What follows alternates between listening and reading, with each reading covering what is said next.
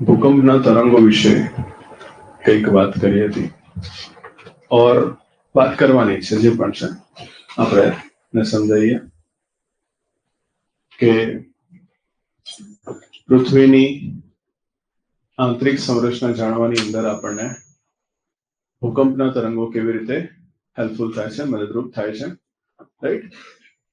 तो basically question कईक मैं आ रीते लखाव्यो छे के भूकंपना तरंगों विषय जणावी पृथ्वीनी आंतरिक संरचना समजवानी अंदर केवी रीते मददरूप थाय छे ते जणाવો, है ने। तो આપણે આની અંદર બે વસ્તુ છે। એક પાર્ટ આનો કહે છે કે ભાઈ મને ભૂકંપના તરંગો વિશે કહો। તો ભૂકંપના તરંગો બેઝિકલી બે ટાઈપના હોય છે, આમ તો ત્રણ ટાઈપના હોય છે, રાઈટ। પી વેવ, એસ વેવ અને એલ વેવ। બટ આ ત્રણેયની અંદરથી બે તરંગો જે છે એ પૃથ્વીની આંતરિક સંરચના સમજવામાં આપણને શું કરે છે, હેલ્પ કરે છે। That is P and S, બરાબર। અર્થાત प्राथमिक तरंगों અને દ્વિતીયક તરંગો। તો જે પ્રાથમિક તરંગો છે આ પ્રાથમિક તરંગો જેને આપણે પી વેવ એવું કહીએ છે। આ પી વેવની વિશેષતા છે કે એ ટૂંકી તરંગ લંબાઈ અને ઉચ્ચ आवृत्तिना होय छे, बराबर छे। Short wavelength and high frequency any विशेषता छे पहली। आ प्राथमिक तरंगो कोने मळता आवे छे तो के सर ए ध्वनि तरंगोने मळता आवे छे। ध्वनि तरंगोने मळता आवे, राइट।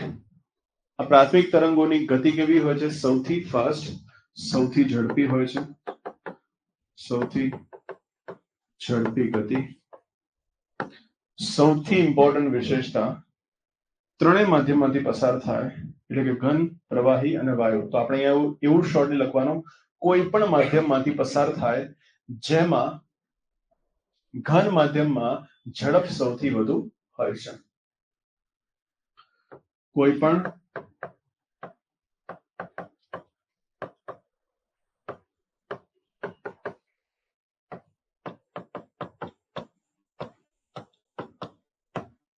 જેમાં ઘનમાં ઝડપ પ્રવાહી તેમજ વાયુ કરતા વધુ। બસ આ બેનો જ ઉપયોગ છે ઇન્ટિરિયર પાર્ટ માટે, બરાબર। કારણ કે આપણે ઇન્ટિરિયર પાર્ટની અંદર એને દોડાવવાના છે। સો એટલા માટે 150 વર્ડના નીતિ નિયમને ધ્યાનમાં રાખીએ તો હવે આ વાતને એક્સટેન્ડ નહીં કરાય, બરાબર। બીકોઝ હજુ એસ વેવને આપણે સમજાવવાના છે, સેકન્ડરી વેવ, રાઈટ। તો આપણા ત્યાર પછીના જે તરંગો છે જેને આપણે શું કહીએ છીએ, that is what we call S wave અર્થાત દ્વિતીયક તરંગો। અને આ દ્વિતીયક એસ વેવ છે। આના માટે એવું કહેવાય છે કે સર આની વિશેષતા એવી છે કે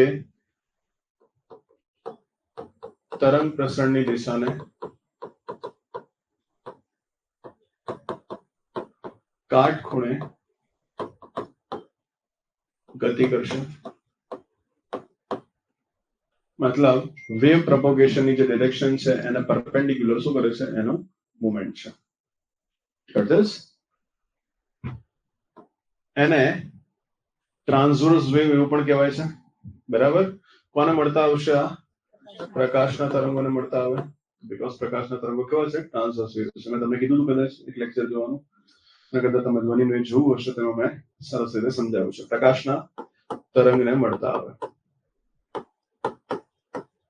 okay. After that P wave કરતા ઝડપ ઓછી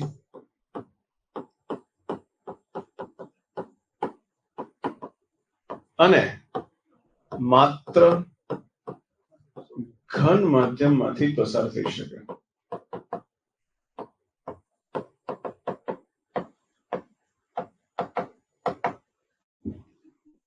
માત્ર ઘન માધ્યમમાંથી જ પસાર થઈ શકે, ઓનલી એનું જે ટ્રાન્સમિશન છે એ ખાલી ને ખાલી શેમાંથી થશે? તો સર ખાલી ને ખાલી એ ઘન માધ્યમમાંથી પસાર થશે. રાઈટ? ચલો આ બે વસ્તુ લખો, પછી આપણે એને ઉતારીએ. રાઈટ? ઇન્ટિરિયર પાર્ટની અંદર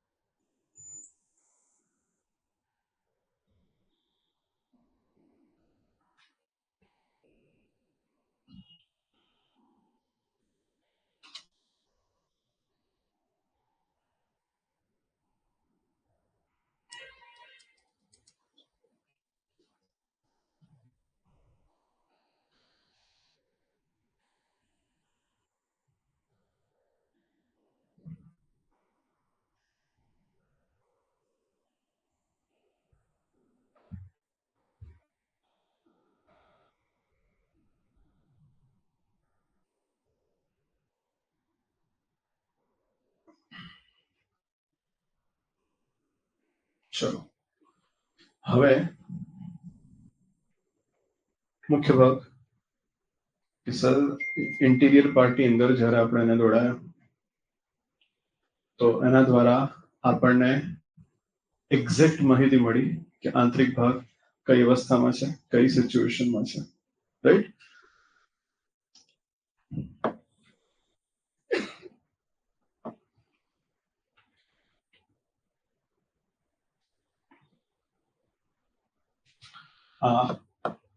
Crust and some part of upper mantle જેને આપણે 50 થી 80 કિલોમીટર સુધી આપણે લીધો હતો, 50 to 80 કિલોમીટર, જેને આપણે લિથોસ્ફિયર એવું કહીએ છીએ.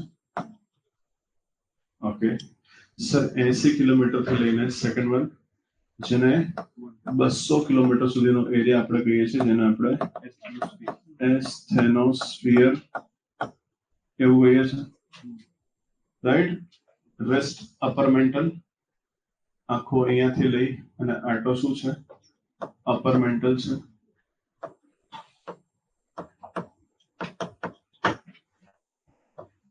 અહીંયાથી લઈને આખો આટલું. પછી આપણે આને માની લઈએ કે સર આ જે છે એ લોઅર મેન્ટલ, આ જે છે એ આઉટર કોર અને આ છે ઇનર કોર. રાઈટ? અંતર ખબર છે તો મેન્શન કરી દેવાનું.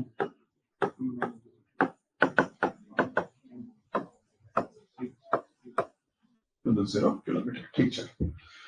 હવે ઇન્ટિરિયર પાર્ટની અંદર જ્યારે આપણે ભૂકંપના તરંગોને પ્રવેશ કરાયો, અર્થાત પી અને એસ વેવને આપણે જ્યારે આંતરિક ભાગની અંદરથી પસાર કરાયા તો બન્યું એવું કે આ પર્ટિક્યુલર ભાગ અર્થાત લિથોસ્ફિયરમાં પ્રાથમિક તરંગોની ઝડપ ખૂબ વધુ હતી અને ત્યાં જ સાથે સાથે દ્વિતીયક તરંગોની ઝડપ પણ કેવી હતી? ખૂબ વધારે હતી. પ્રાથમિક અને દ્વિતીયક તરંગોની વધુ ઝડપે જવાબ આપ્યો કે આ કઈ અવસ્થામાં હશે? સર, આ ઘન અવસ્થામાં અર્થાત સોલિડ સ્ટેટની અંદર હશે. કયો ભાગ? લિથોસ્ફિયર. ત્યાં જ સેકન્ડ પાર્ટ જેને આપણે એસ્થેનોસ્ફિયર કહ્યું હતું. આ એસ્થેનોસ્ફિયરની અંદર સિચ્યુએશન શું થઈ? તો કે સર પ્રાથમિક તરંગો કેવા થયા? ધીમા. અને ત્યાં જ દ્વિતીયક તરંગો ધીમા થાય એટલે ટેન્શન થયું કે 100% લિક્વિડમાં હોય, બટ એસ વેવની હાજરી એ પણ ધીમા હતા. એસ વેવની હાજરીએ એવો જવાબ આપ્યો કે આ કયા સ્ટેજમાં છે? સેમી લિક્વિડ સ્ટેજની અંદર આ છે. ત્યારબાદ બાકીનો રેસ્ટ મેન્ટલ પોર્શન છે એ જગ્યા પર પી તરંગો ફાસ્ટ થયા, એસ તરંગો પણ ફાસ્ટ થયા. જવાબ મળી ગયો કે આ કયા સ્ટેટમાં છે? બાકીનો ભાગ સોલિડ સ્ટેટમાં છે. ચેક આખું રેસ્ટ મેન્ટલ, પૂરું રેસ્ટ મેન્ટલ, બરાબર છે ને? આખો ભાગ કયા અવસ્થામાં? સોલિડ સ્ટેટની અંદર મળ્યો. ત્યાં જ આઉટર કોરની અંદર પી તરંગો ખૂબ જ ધીમા પડી ગયા અને એસ તરંગો ડિસએપિયર થયા. અને જેવી એસ તરંગોનું ડિસઅપિયરન્સ શરૂ થયું એવું તરત જ ત્યાં ઇન્ડિકેશન મળ્યું કે આ ભાગ કઈ અવસ્થામાં હશે? લિક્વિડ સ્ટેટની અંદર હશે. અને ત્યાં જ આંતરિક ભાગની અંદર પી તરંગો પૃથ્વીના તમામ ભાગ કરતા સૌથી વધારે ઝડપથી પસાર થયા.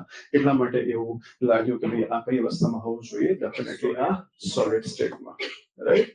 સો એટલા માટે આ રીતે ભૂકંપના પ્રાથમિક અને દ્વિતીયક તરંગોના આધારે પૃથ્વીના આંતરિક ભાગની વૈજ્ઞાનિક માહિતી આપણને શું થઈ? પ્રાપ્ત થઈ. આમ એ પૃથ્વીની આંતરિક સંરચના જાણવાના શું છે? આધારભૂત સ્ત્રોત બનાવી છે. આવી એક આકૃતિ તમે બનાવી દો, પછી હું તમને લખાવું એ પ્રમાણે આપણે શોર્ટલી બ્રીફલી એને એક્સપ્લેન કરીએ.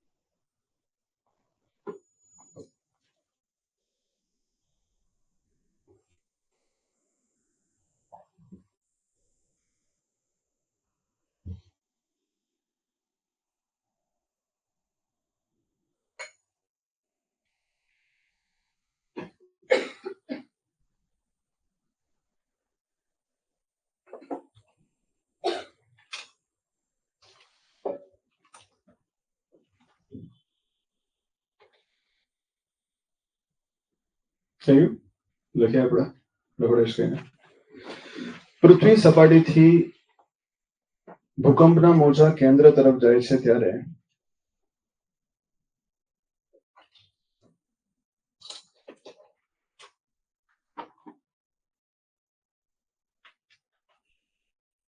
લિથોસ્ફિયરમાં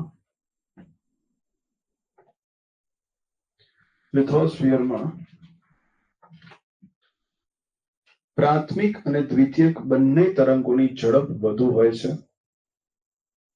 પ્રાથમિક અને દ્વિતીયક બંને તરંગોની ઝડપ વધુ હોય છે.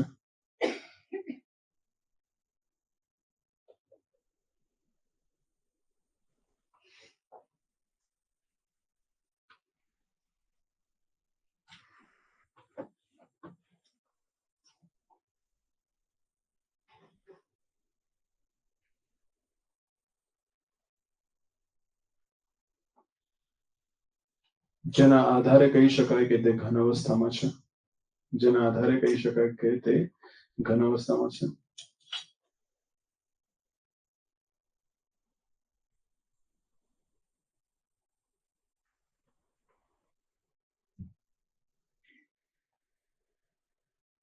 જ્યારે આ મોજા એસ્થેનોસ્ફિયરમાંથી પસાર થાય છે. જ્યારે આ મોજા એસ્થેનોસ્ફિયરમાંથી પસાર થાય છે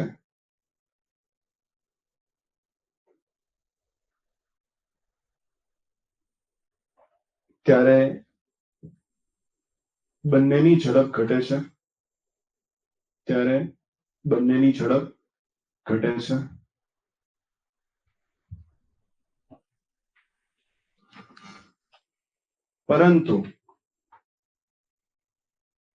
પરંતુ ક્યાં છે કોઈ જોડે છે રિમોટનું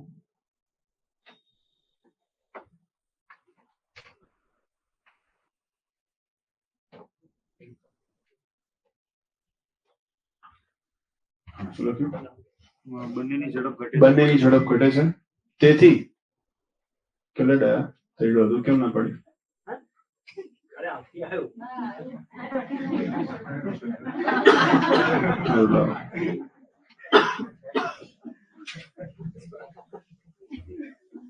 સારું પાછું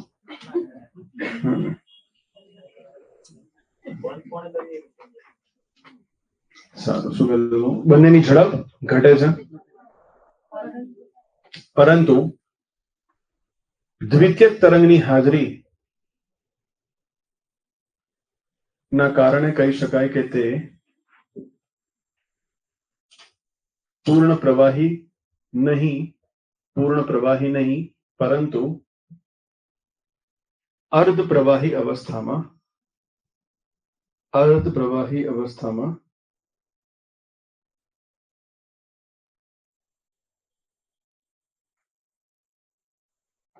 પ્રાપ્ત થતું હશે.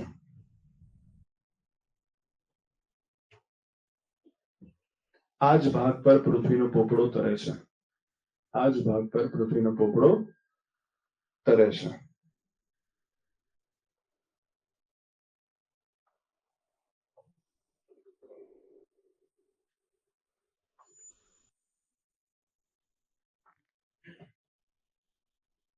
એસ્થેનોસ્ફિયરની નીચે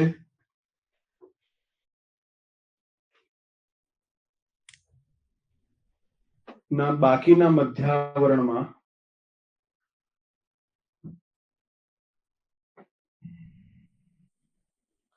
બંને તરંગો ઝડપી થવાથી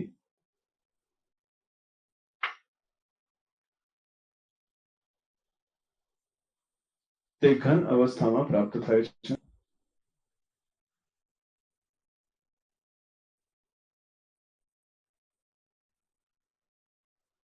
ત્યાં જ બાહ્ય ભૂગર્ભમાં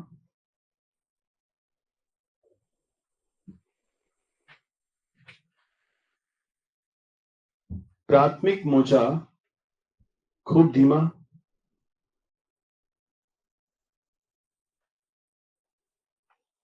તેમજ દ્વિતીયક મોજા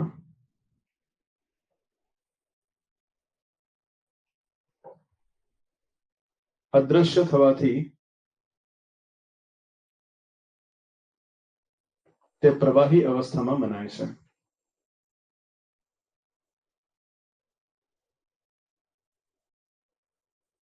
તે પ્રવાહી અવસ્થામાં મનાય છે. ત્યાં જ આંતરિક કોરમાં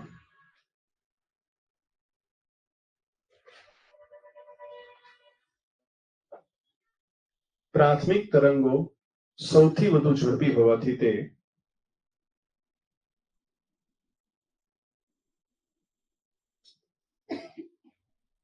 ઘન અવસ્થામાં મનાય છે.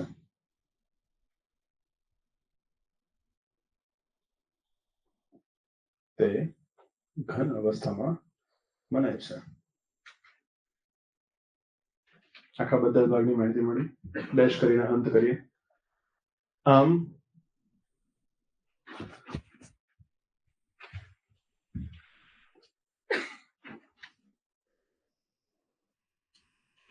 અપ્રત્યક્ષ સ્ત્રોત સમાન એવા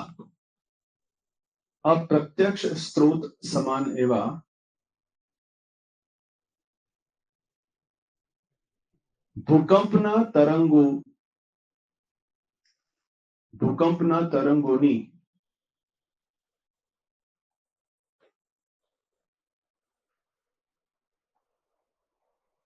માહિતીના આધારે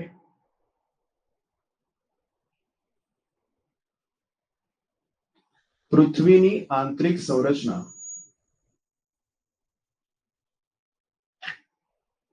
ની વૈજ્ઞાનિક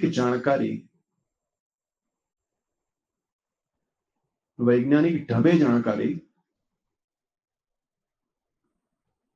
મનુષ્યને પ્રાપ્ત થઈ ચૂકી છે.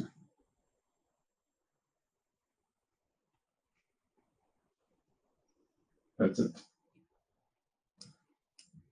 બરાબર? So this is the scientific source. બરાબર? But it is considered as a indirect source. શેમાં કન્સિડર થશે? ઇનડાયરેક્ટ સોર્સમાં કન્સિડર થશે. ડન? ચલો તો આ પહેલા પોઈન્ટની જેટલા પણ ક્વેશ્ચન્સ હતા તે પોઈન્ટની આપણે ચર્ચા કરી. બરાબર? ચલીએ હવે આ બધું મજાક હતું. હવે ઇન્ટ્રોડક્શન થયું છે મેઇન. બરાબર છે ને? લખીએ પહેલો ક્વેશ્ચન.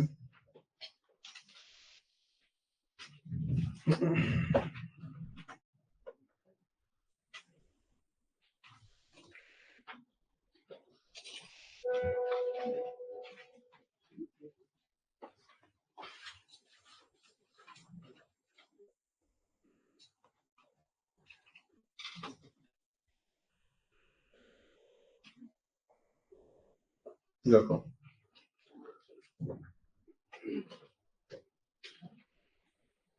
દક્ષિણ પૂર્વ એશિયામાં હજારો સામુદ્રિક બનવાનું કારણ શું છે?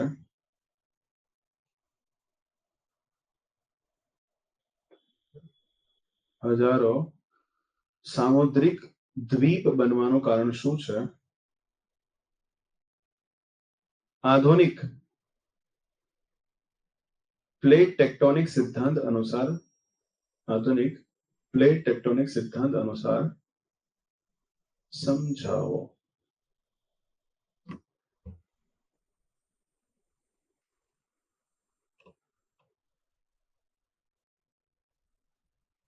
Question number 2. Question number 2. વિશ્વના તમામ ગેડ પર્વત તેમજ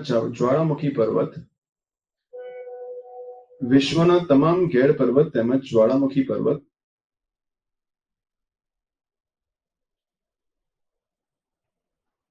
કોઈ પણ ખંડના કિનારા પર જ પ્રાપ્ત થાય છે.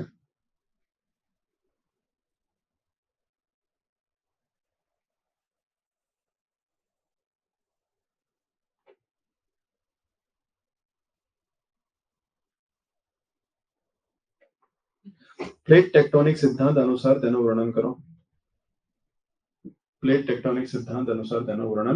કરો. ત્રીજો એપ્લાઇડ પ્રશ્ન એના આધારે છે. થર્ડ, ભારતમાં હિમાલય પર્વતનું નિર્માણ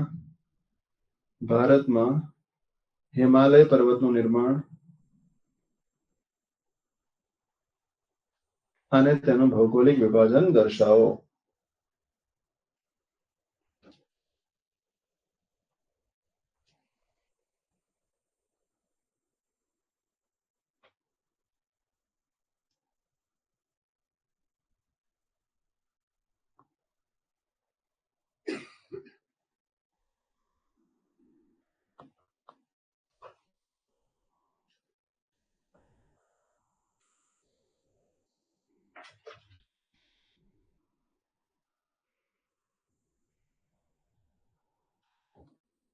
ઓકે,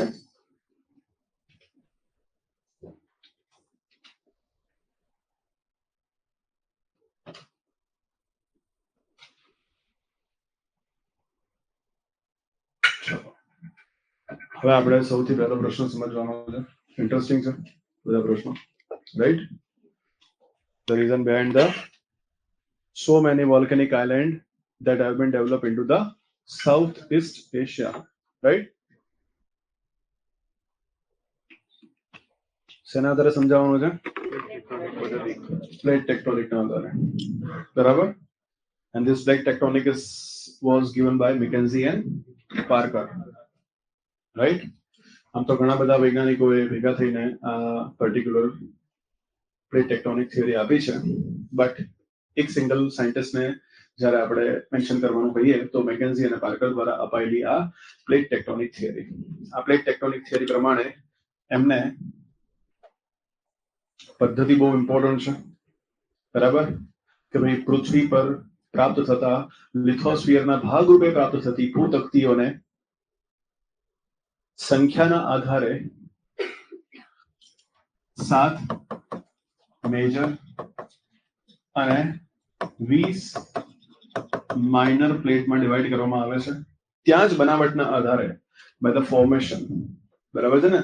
બનાવટના આધારે એને 3 ભાગમાં વિભાજિત કરાય છે, રાઈટ? એક જેને કહેવામાં આવે છે ઓશનિક ક્રસ્ટ, ઓશનિક પ્લેટ, બીજી કોન્ટિનેન્ટલ પ્લેટ, અને ત્રીજી મિક્સ પ્લેટ, બરાબર? આવા 3 ભાગમાં આપણે શું કરીએ છીએ? ડિવાઈડ કરીએ છીએ, બરોબર કે નહીં? તો બનાવટના આધારે અને સંખ્યાના આધારે એ લોકોએ પ્લેટ્સનું આ રીતે ડિવાઇઝન કર્યું છે.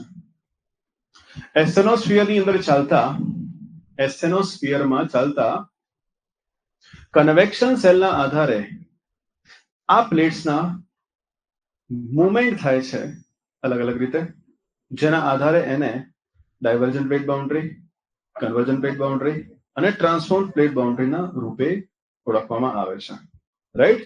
તો based on the convection cell એને 3 ભાગમાં ડિવાઈડ કર્યું છે. ડાયવર્જન્ટ, બીજું કન્વર્જન્ટ અને ત્રીજું transform or transform plate boundaries, right? These are the plate boundary. પહેલા અને બીજા અને ત્રીજા ત્રણેય પ્રશ્નની અંદર આટલું કોમન, કારણ કે બધાનો બેઝ પ્લેટ ટેક્ટોનિક થિયરી છે. શરૂઆત કેમની કરવી, ઇનિશિયેટ કેમનું કરવું, સૌથી મોટો પ્રશ્ન આવે છે. અને જો કોઈ પણ યુપીએસસી ના પેપર કોઈ મોડેલ આન્સર્સ લખ્યા હોય, this is the method of explaining, બરાબર? આ રીતે રહી જવાય. એની અંદર વર્ડિંગ થોડા વધારે હોય છે, આપણે થોડાક કમ્પ્રેસ કર્યા છે, બરાબર? હે ને? કારણ કે જો તમારી પાસે કશી કોઈ ઇન્ફોર્મેશન ના હોય તો વિધાઉટ એની ઇન્ફોર્મેશનના બેઝ પર પણ તમે એ વસ્તુ વિશેની ચોક્કસ ઇન્ફોર્મેશન આપી શકો છો, મતલબ એને સમજાવી શકવા જોઈએ. કે કોઈ વ્યક્તિને ખબર નથી પણ તમારી વસ્તુને વાંચીને એ વાત સમજે છે કે આ રીતે વસ્તુમાં શું થાય છે, મૂવમેન્ટ થતા હોય છે, આ રીતે વસ્તુનું ફોર્મેશન થતું હોય છે. નોટ્સ એ છે, આન્સર એ છે કે તમે કેવી રીતે વસ્તુને રજૂ કરો છો, એક્સપ્લેન કેવી રીતે કરો છો, એ ટેકનિક છે. એટલે તો ભાઈ કહેવાનો ભાવ અહીંયા એ છે કે બેઝિકલી 3 પ્રકારની બાઉન્ડ્રી છે. હવે તમારો પહેલો ક્વેશ્ચન શું બોલવા માંગે છે? સર પહેલો ક્વેશ્ચન એવું બોલવા માંગે છે, sir we have to explain the reason behind the south east એશિયાની અંદર થાઉઝન્ડ્સ ઓફ વોલ્કેનિક આઇલેન્ડ્સ ફોર્મ થયા છે. એની પાછળનું રીઝન મારે બતાવવાનું છે. એની પાછળનું રીઝન શું છે? તો કે સર એ વોલ્કેનિક આઇલેન્ડ્સ ફોર્મ ક્યારે થાય? તો આ થિયરીનો પાર્ટ મને ખબર હોવો જોઈએ કે સર એના માટે મારે કોને એક્સપ્લેન કરવું પડશે? કન્વર્જન પ્લેટ બાઉન્ડ્રીને એક્સપ્લેન કરવું પડશે. કોને? કન્વર્જન પ્લેટ બાઉન્ડ્રીને મારે એક્સપ્લેન કરવું પડશે. રાઈટ? હવે આ જે કન્વર્જન પ્લેટ બાઉન્ડ્રી છે, આ કન્વર્જન પ્લેટ બાઉન્ડ્રી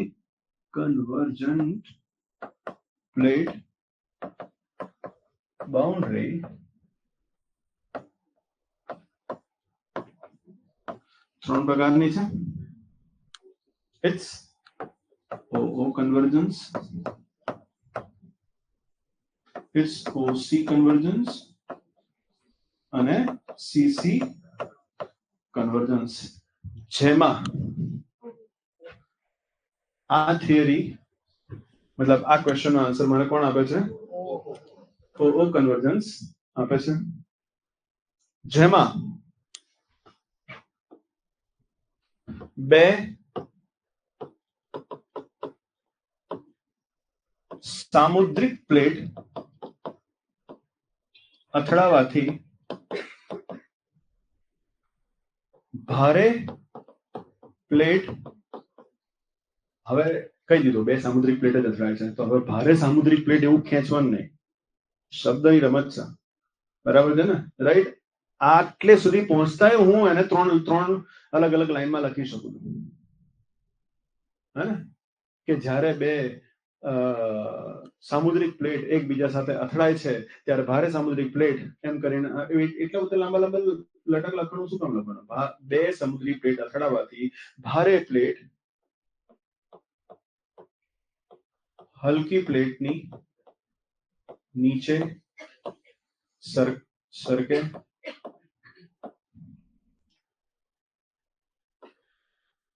ભારે પ્લેટ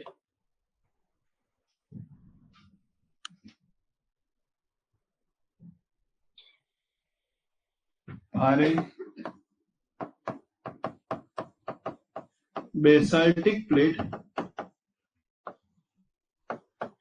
પીગળવાથી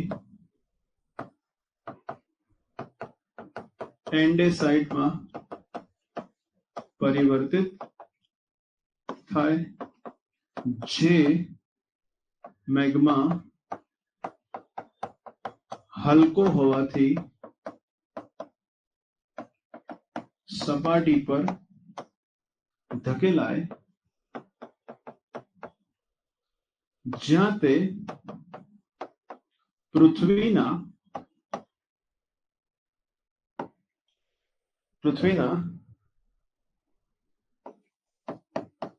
પોપડાને તોડીને બહાર આવી ઠંડો પડવાથી આવા દ્વીપ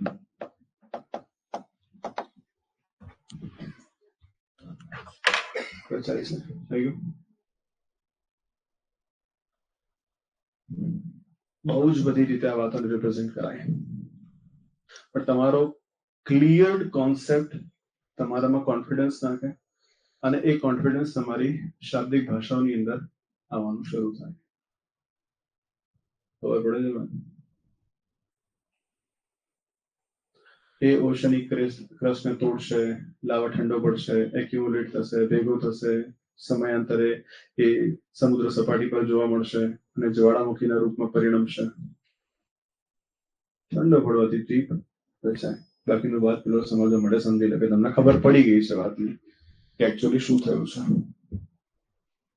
બરાબર? તો આ રીતે બનશે. આ ભાષાના લખો પહેલા. જેવું મેં કામ કર્યું છે એવું તમારે સૌથી પહેલા લખવાનું. તમારું પહેલું કર્મ એ છે કે હું જે બોર્ડ વર્ક કરું એ તમારે લખવાનું, કારણ કે તમને આવું યાદ આવશે.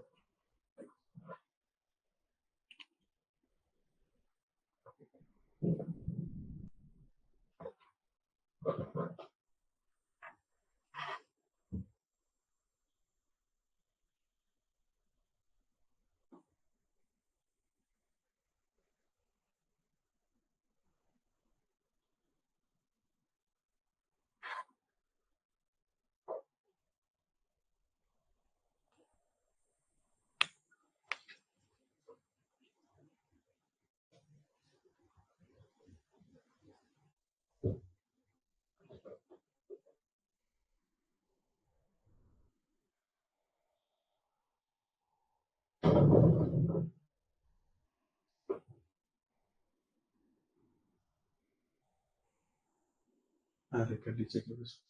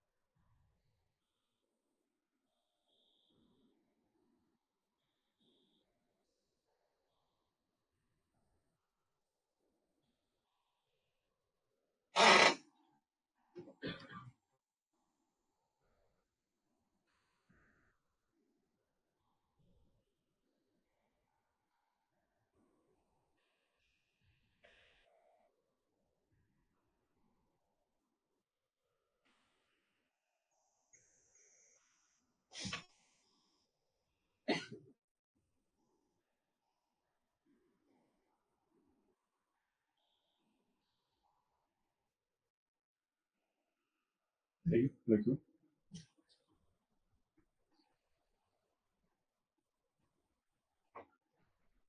આ ના વંચાતું હોય તો હું આખું લખાવું તમને. હા, નથી, મને ખબર પડી ગઈ. બરાબર, રાઈટ. જો એક આન્સર અહીંયા લખાવું છું, બીજો આવી રીતે તમને સમજાવીશ. પહેલા તમારી પાસે પૂછીશ, બરાબર છે, અને ત્રીજો એકોર્ડિંગલી આપણે એનો પોઈન્ટ સમજાવીશું. બરાબર, રાઈટ. લખો ડેશ કરીને.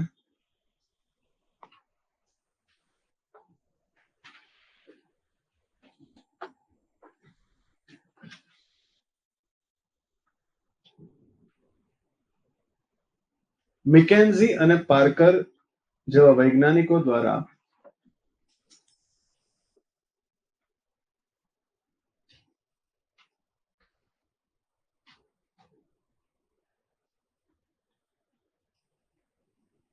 રજૂ કરાયેલી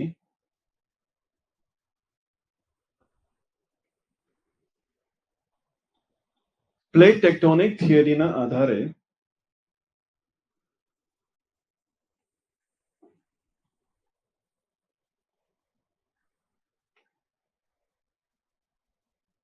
સમુદ્રમાં જોવા મળતા જ્વાળામુખી દ્વીપો વિશેની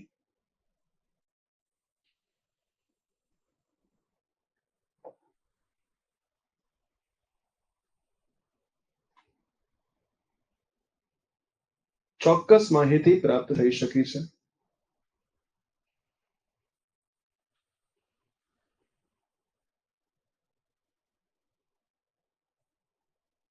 ડેશ કરીને. આ થિયરી પ્રમાણે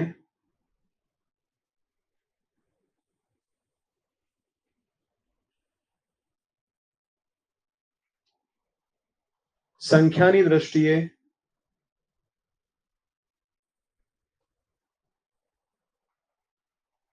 7 મોટી અને 20 નાની પ્લેટ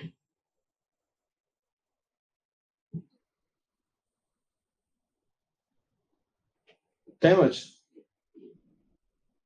બનાવટની દ્રષ્ટિએ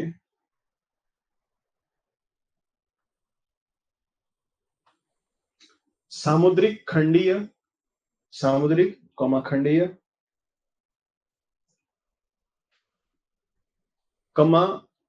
મિશ્ર પ્લેટ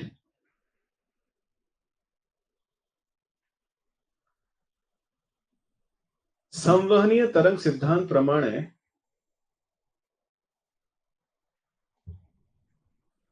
ત્રણ રીતે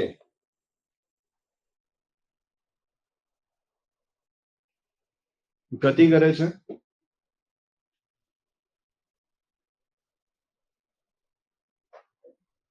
જેમાં એક अपसारी भूतक्ती किनारो, बीजू अभिसारी भूतक्ती किनारो,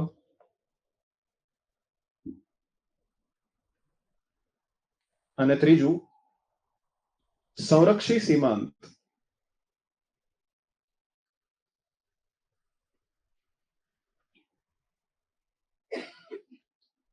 જેમાં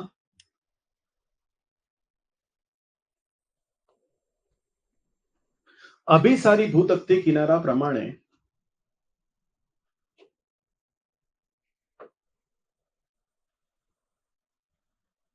કોઈ પણ બે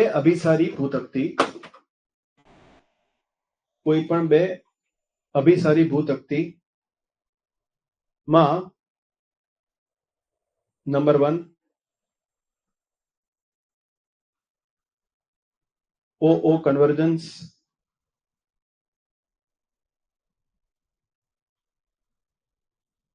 નંબર 2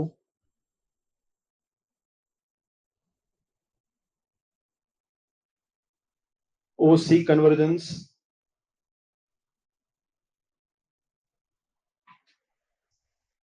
અને નંબર 3 CC કન્વર્જન્સ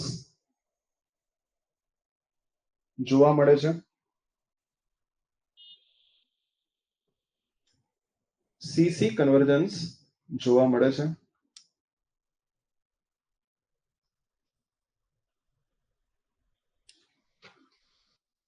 તેમાં પણ જ્યારે બે સામુદ્રિક પ્લેટ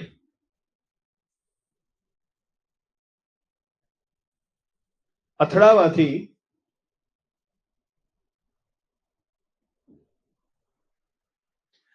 ભારે પ્લેટ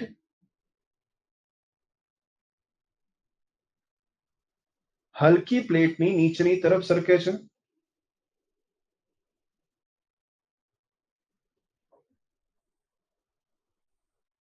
તેમજ ભારે બેસાલ્ટિક પ્લેટ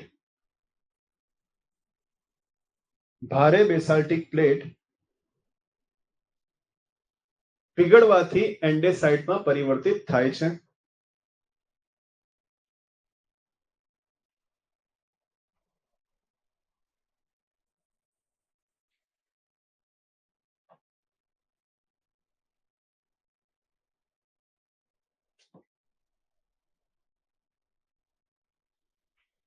એન્ડેસાઇટમાં પરિવર્તિત થાય છે. જે મેગ્મા હલકો હોવાથી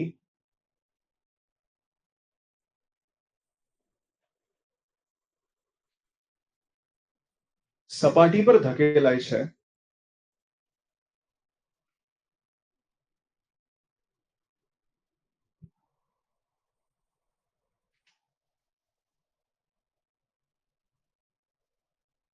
જ્યાં તે પૃથ્વીના પોપડાને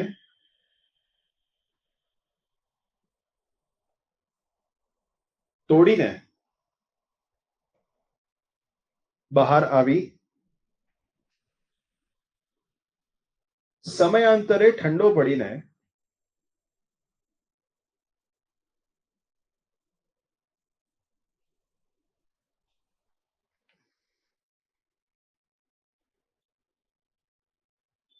જ્વાળામુખી દ્વીપની રચના કરે છે.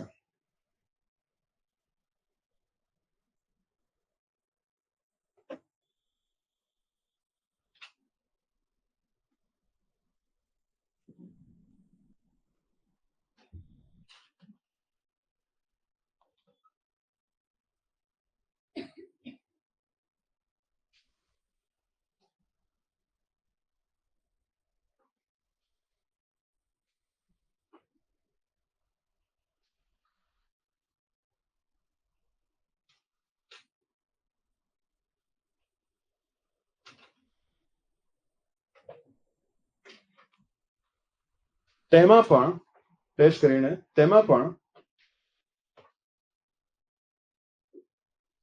દક્ષિણ પૂર્વ એશિયા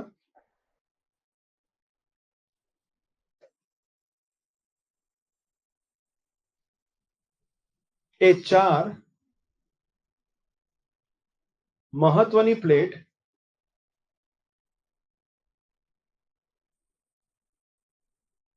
યુરેશિયન,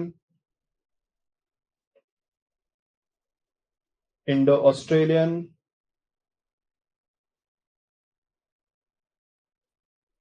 પેસિફિક તેમજ ફિલિપાઇન પ્લેટના સંગમ સ્થાન પર આવેલી છે.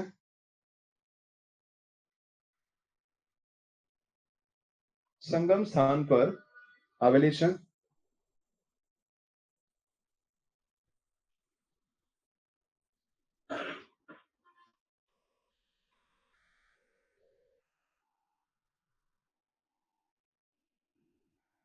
જેના કારણે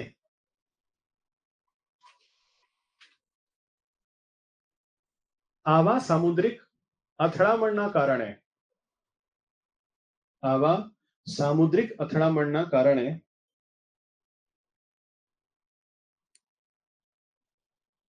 ત્યાં હજારો જ્વાળામુખી દ્વીપ પ્રાપ્ત થાય છે. હજારો જ્વાળામુખી દ્વીપ પ્રાપ્ત થાય છે. સમજેલા? ક્લિયર?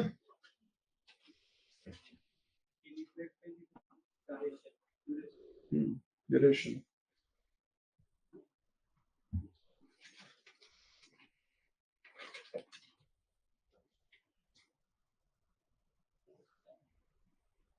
ओके, આવી રીતે લખાય ક્વેશ્ચન. બરાબર? ચलिए अभी नेक्स्ट क्वेश्चन. विश्वના તમામ ગેડ પર્વત એ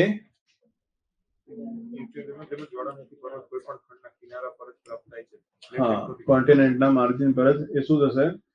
પ્રાપ્ત થશે. બરાબર છે? તો આ વાતને સમજાવવાની છે. બરાબર? રાઈટ?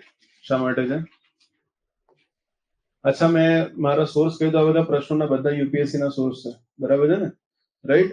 તો આપણે એ પ્રમાણે પ્રિપેરેશન કરીએ કે જેથી કરીને આની અંદરથી જેટલું પણ તમારું બને એ બધા તમારા ક્વેશ્ચન આમાંથી એ શોર્ટ આઉટ થાય. બરાબર? તો સોર્सेस બધા એ છે, પૂછેલા સવાલો છે આ બધા તમને કરાવું છું. બરાબર? ચલે. તો શા માટે આવું છે? તો અહીંયા સુધીની વાત તો સરખી જ છે. રાઈટ? તો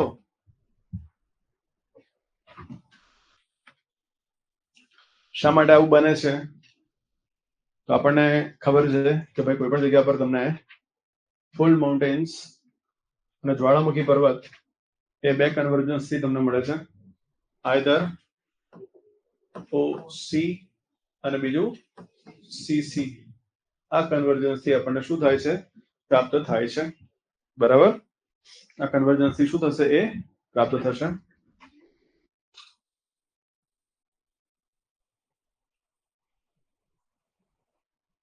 રિદ્ધિ એવું કહે છે કે સર એટમોસ્ફિયર બીજું નેમ લો વેલોસિટી ઝોન કહી શકાય.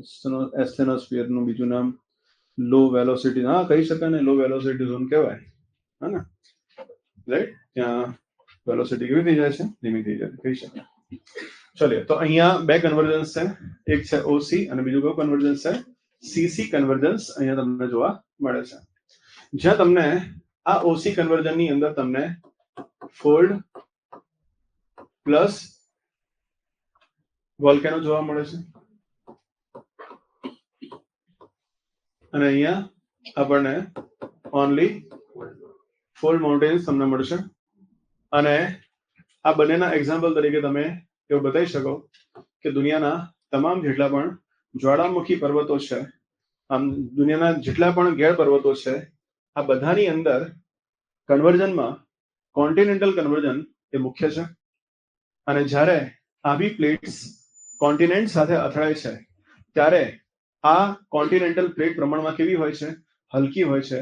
જેના લીધે કોન્ટિનેન્ટ પર થતા દબાણના કારણે કોન્ટિનેન્ટના આ માર્જિનલ ક્ષેત્રની અંદર શું થાય છે? તો કે સર આ પ્રકારની ફોર્સનું ફોર્મેશન થતું જોવા મળે છે. હવે એ કન્વર્જન કોનું હશે?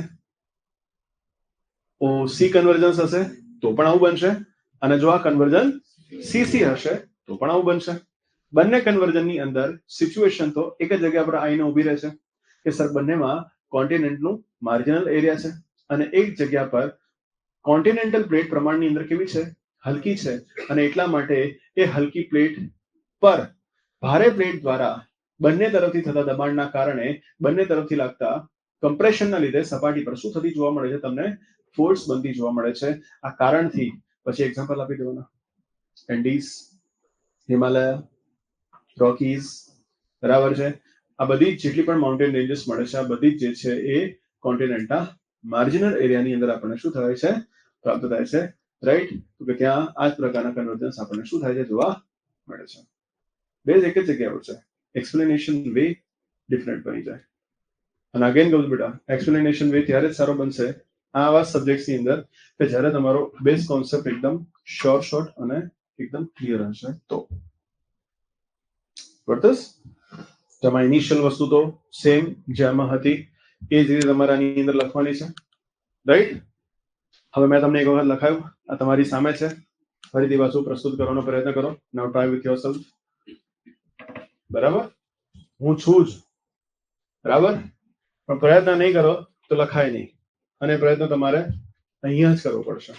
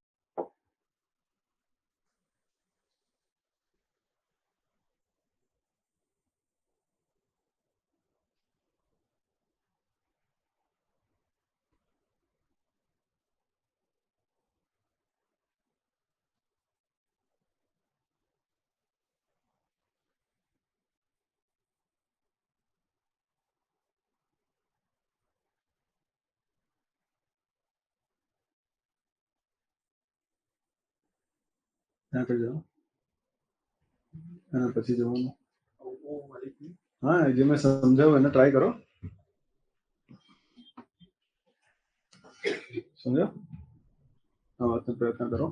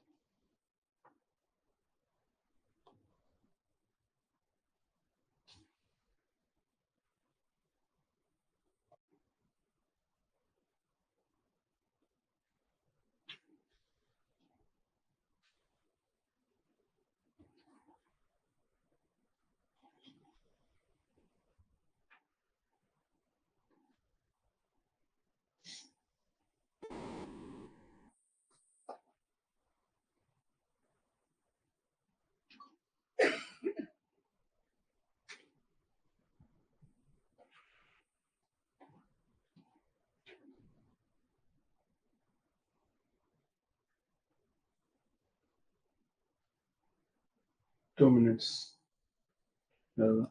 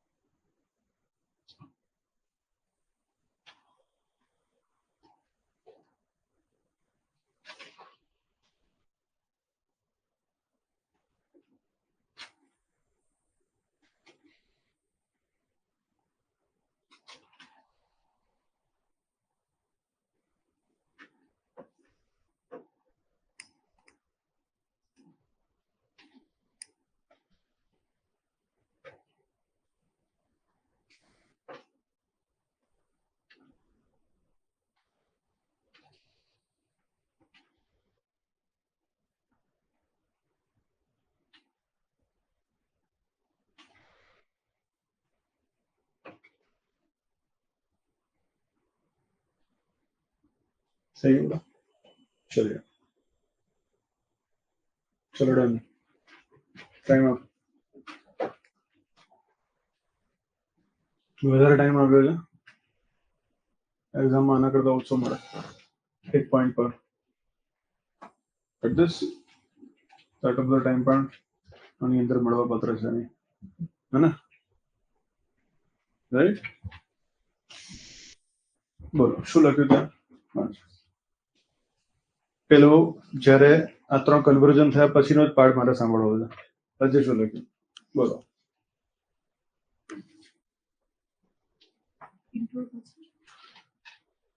જ્યાં સુધી આગળનો અહીંયા સુધીનો પાર્ટ આવે છે એ તો મેં લખાયું જ છે. અહીંયા સુધીનું મારે સાંભળવું જ નથી. મારે આના પછીનું સાંભળવું. આના પછી શું લખ્યું?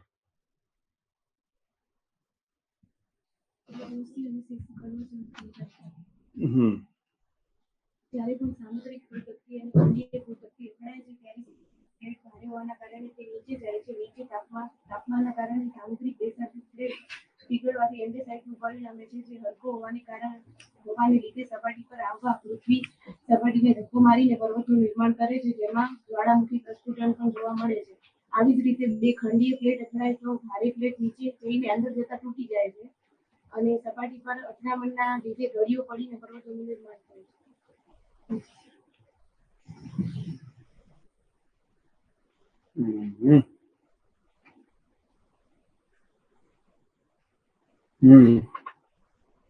બોલ ભાઈ.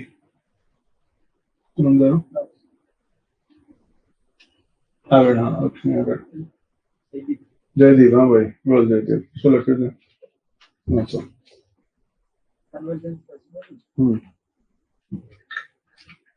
સામાન્ય રીતે ગ્લેડ પર્વત કે જ્વાળામુખી પર્વત માટે ઓસી કન્વર્જન્સ કે સીસી કન્વર્જન્સ જવાબદાર છે, જેમાં ઓસી કન્વર્જન્સમાં કોઈ પણ ખંડના કિનારે દરિયા પ્લેટ અથડાવાથી તે નીચે જશે અને જેના લીધે બેસાલ્ટિક લાવા પીગળીને ઉપર આવશે અને જે જ્વાળામુખી પર્વતનું નિર્માણ કરશે. અને જ્યારે કોઈ પણ કોન્ટિનેન્ટલ એટલે બે ખંડીય પ્લેટો અથડાવાથી તેમાંથી જે ભારે પ્લેટ હશે તે નીચે જશે અને હલકી પ્લેટ ઉપર રહેશે અને તેના લીધે ગળીઓ પડશે અને ગ્લેડ પર્વતનું નિર્માણ થશે.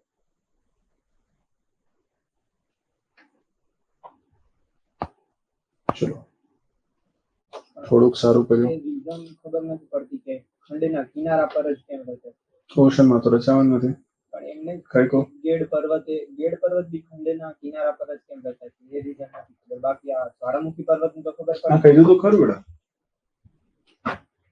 કોન્ટિનેન્ટ જ્યાં બે ભેગા થયા હોય એ કોન્ટિનેન્ટના માર્જિન પર તમને જોવા મળશે કોઈ પણ વસ્તુનું ફોર્મેશન. વચ્ચે તો જોવા નહીં મળે, એનાથી ફાર અવે દૂર પર.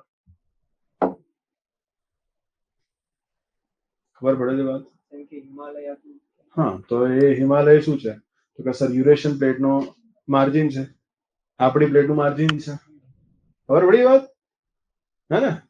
તો વચ્ચોવચ તમને કોઈ મળે છે એટલે એમની સમજવાનું કોઈક વચ્ચે થયું હશે એમ કે નેચેથી આમ કઈ ધક્કો માર્યો એમાં મુક્કો માર્યો ને ઉપરની તરફ ઉઠી જાય એવું ના હોય. હે ને? રાઈટ. ત્યાં બે પ્લેટ જ અથડાઈ હોય એટ ધીસ અને એ પ્લેટ શું હોય? પ્લેટનો માર્જિનલ એરિયા હોય એટ ધીસ. ऐसे ही बनता है ना? ના બેટા શું લખ્યું ત્યાં આ બાજુ?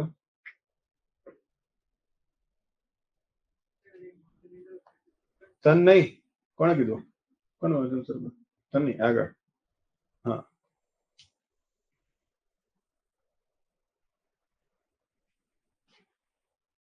જે પણ જેવું લખ્યું છે એવું ઇંગ્લિશમાં લખ્યું હોય, જેમાં લખ્યું હોય તે જે લખ્યું છે તું બોલ. બરોબર?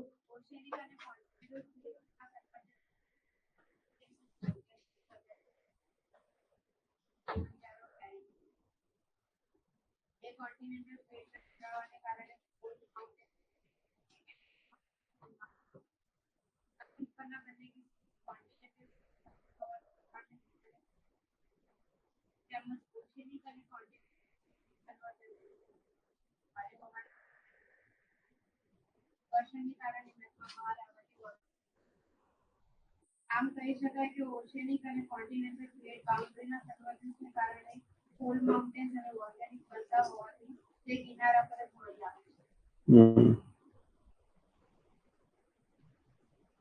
હવે બોલ બકા પાછળ બોલાય બોલ.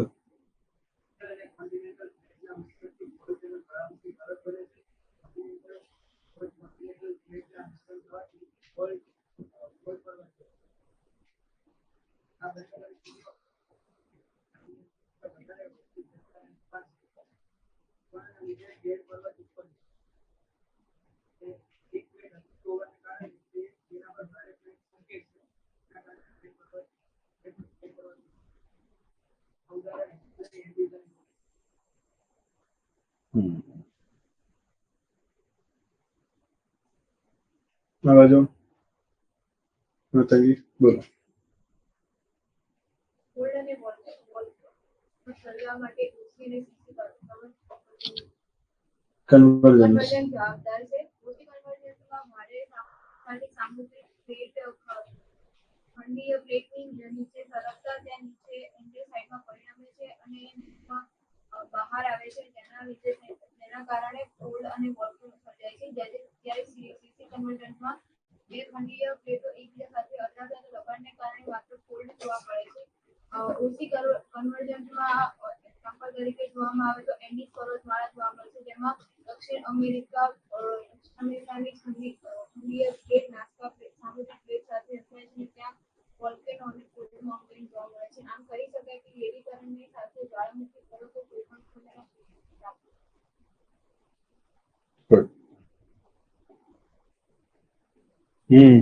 કાવ્યા બોલો કેમ થાય?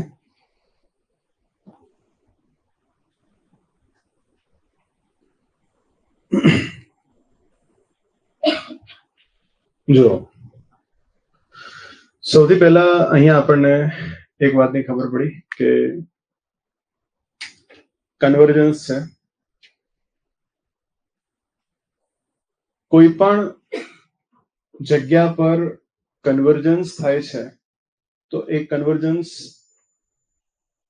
માં એક પ્લેટ કોન્ટિનેન્ટલ હશે તો આવા ક્ષેત્રમાં તમને કાં તો ફોલ્ડ માઉન્ટેન અને જ્વાળામુખી પર્વત તમને પ્રાપ્ત થશે. બટ એમાં કમ્પલસરી એ છે કે બંનેમાં એક કોણ હોવું જરૂરી છે? કોન્ટિનેન્ટલ પ્લેટ હોવી જરૂરી છે. તો સર એવું જ બને છે કે સર જ્યારે અહીંયા ઓસી કન્વર્જન અને સીસી કન્વર્જનમાં ઓશનિક પ્લેટ પ્રમાણમાં ભારે છે, જેના લીધે તે નીચેની તરફ સરકવાથી હલકી કોન્ટિનેન્ટલ પ્લેટ તરફ દબાણ થવાથી તે સ્થાન પર ગળીઓ પડે છે અને સાથે જ ભારે સામુદ્રિક પ્લેટના બેસાલ્ટિક મેગ્માનું એન્ડેસાઇટમાં પરિવર્તન થવાના કારણે તેવા સ્થાનો પર તમને જ્વાળામુખી પર્વત બનતા જોવા મળે છે. એનો મતલબ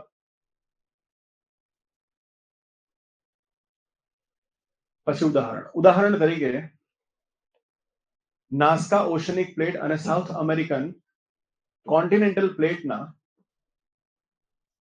તટીય ક્ષેત્રમાં પ્રાપ્ત એન્ડીઝ પર્વતમાળા પણ આ જ રીતે ખંડના માર્જિન પર પ્રાપ્ત થવા વાળી ગેડ જ્વાળામુખી પર્વતનું ઉદાહરણ છે. ત્યાં જ બે કોન્ટિનેન્ટલ પ્લેટ એકબીજા સાથે અથડાવાથી તે બંને કોન્ટિનેન્ટલ પ્લેટના માર્જિનલ ક્ષેત્ર પર પણ આ જ પ્રકારે ગળીઓ પડવાથી પર્વતોનું નિર્માણ થાય છે. ઉદાહરણ તરીકે યુરેશિયન અને ઇન્ડો ઓસ્ટ્રેલિયન પ્લેટના કોન્ટિનેન્ટલ ભાગ અથડાવાના કારણે નિર્માણ પામેલી હિમાલય એ આ જ પ્રકારે એક ગેડ પર્વતમાળાનું ઉદાહરણ છે, જે પણ બે કોન્ટિનેન્ટના બે પ્લેટના માર્જિન પર કે તેના તટીય ક્ષેત્ર પર શું થાય છે? પ્રાપ્ત થાય છે. ધેટ ઇઝ બંનેને સેપરેટલી ઉદાહરણ તરીકે આપણે લઈને ચાલવાનું. બટ બધાએ ખૂબ સરસ ઘણું સરસ ટ્રાય કર્યો, પણ હંમેશા યાદ રાખવાનું કે પહેલા રીઝન આપવાનું પછી ઉદાહરણ લખવાનું, અને રીઝન આપ્યા પછી ઉદાહરણ લખવું એને જસ્ટિફાઈ કરવું બહુ જરૂરી છે. સમજ આવે છે? તો એના માટે તમારે આ વાતનું થોડુંક ધ્યાન રાખવું પડે. Get this? તો આ રીતે આનો આન્સર બનશે. હવે ત્રીજો પ્રશ્ન છે. ત્રીજો પ્રશ્ન કયો છે? હિમાલય.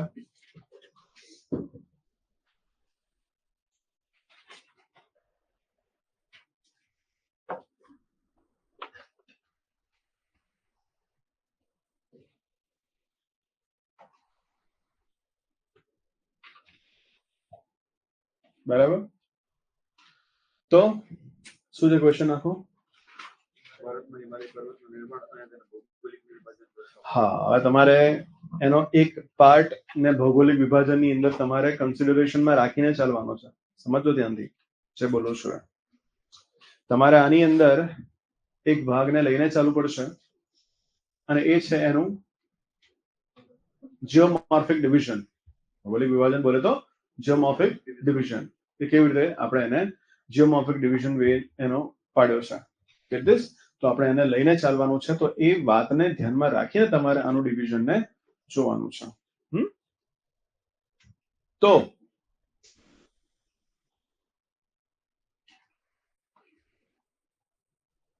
સૌથી પહેલા કે હિમાલય કેવી રીતે ફોર્મ થયો છે? તો હિમાલય ફોર્મ થવા માટે પણ પ્લેટ ટેક્ટોનિક થિયરી જવાબદાર છે. અગેન દરેકનો આપણે ઇનિશિયલ પોર્શન તો ફિક્સ કરી આપ્યો છે કે આપણે આ રીતે વસ્તુને શરૂઆતની અંદર એક્સપ્લેન કરવાનું છે. બટ અહીંયા જે હિમાલય આપણને જોવા મળે છે, આ હિમાલયની અંદર તમને એના બેઝિકલી આમ જોવા જઈએ તો 4 ભાગ જોવા મળે છે. બહુ ધ્યાનથી સમજો મારી વાતને. એના જોવા જઈએ તો કેટલા ભાગ મળે છે? 4 ભાગ. એક પહેલો ટ્રાન્સ, બીજો ત્રીજો લેસર અને ચોથો. તો સર કહેવાનો ભાવાર્થ અહીંયા છે આવા 4 ડિવિઝન છે ઓવર હિયર. કેટલા ડિવિઝન ભાઈ? 4 ડિવિઝન અહીંયા તમે જોવા મળે છે. અને સર આ 4 ડિવિઝન એ 2 કન્વર્ઝનનું પરિણામ છે. એક ઓશનિક કોન્ટિનેન્ટલ, આ તો થોડુંક ઓશનિક કન્વર્ઝન પણ હતું, હે ને, જે ત્રાસ વેલીમાં જોવા મળે છે. બરાબર. એક ઓસી કન્વર્ઝન અને બીજું સીસી કન્વર્ઝન. જેમાં બેટા આ ઓસી કન્વર્ઝનનું પરિણામ કોણ છે? પુખ્તા સબૂતની સાથે આપણે વાતોને મૂકવાની. ખબર પડી? અણસણ નથી જવાનું, એકદમ લોજિકલી કહેવાનું છે. અને આ બેનું પરિણામ આ 3 કહેવાય છે. અને આ 3ને જ ભારતમાં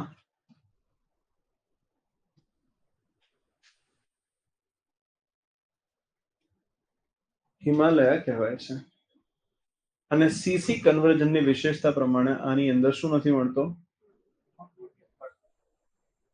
વોલ્કેનો પ્રાપ્ત થતો. અને આની વિશેષતા એ છે આની અંદર તમને વોલ્કેનો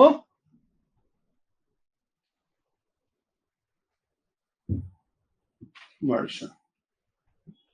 હવે ક્વિકલી એક પ્રયત્ન કરો આ વાતને, ખાલી આટલા જ ભાગને, હવે આગળનો ભાગ નથી લખવાનો. હવે આટલા જ ભાગને તમે મેન્શન કરવાનો પ્રયત્ન કરો કે તમારા બોડી પાર્ટની અંદર તમે આટલા ભાગને કેવી રીતે વિચારીને અંદર મૂકો છો. મેં કીધું આ છે, આના પરિણામે આ વસ્તુનું ફોર્મેશન થયું છે. હવે તમારે ઇન્ડિકેટ કરવાનું છે કેવી રીતે બન્યો છે Himalaya. Gate this? Try once. હું છું અહીંયા, પછી હું તમને સમજાવું.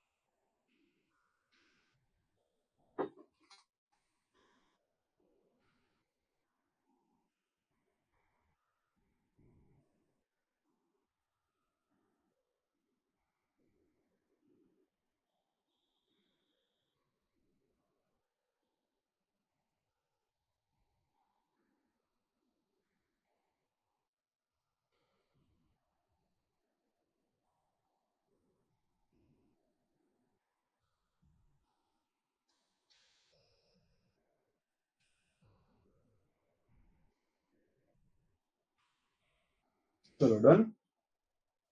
બોલો શું નામ બેટા? શું નામ તારું? અજય. બોલો અજય. હિમાલયની ઉત્પત્તિ એ પણ ઓસી અને સીસી કન્વર્ઝન પ્લેટને આભારી છે. ત્યાં ઓસી પ્લેટ કન્વર્ઝનના લીધે ટ્રાન્સ હિમાલયનું નિર્માણ થયેલું છે, જેને મુખ્યત્વે ભારતમાં હિમાલય ગણવામાં આવતો નથી. આ કન્વર્ઝેશનમાં જ્વાળામુખી પણ જોવા મળે છે.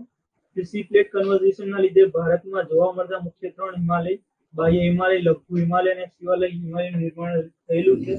અને આ પ્લેટ કન્વર્ઝેશનના લીધે માત્ર ગેડ પર્વતો જોવા મળે છે. ઠીક.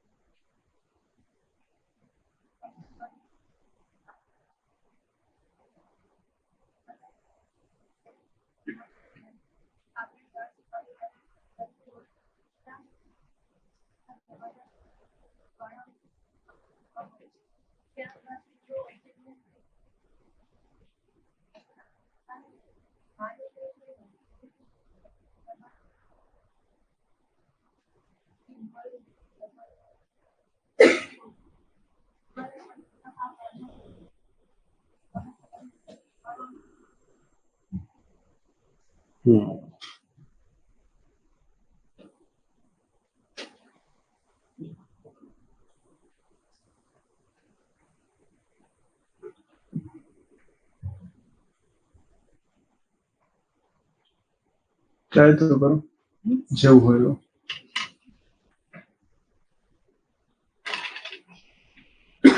હિમાલયની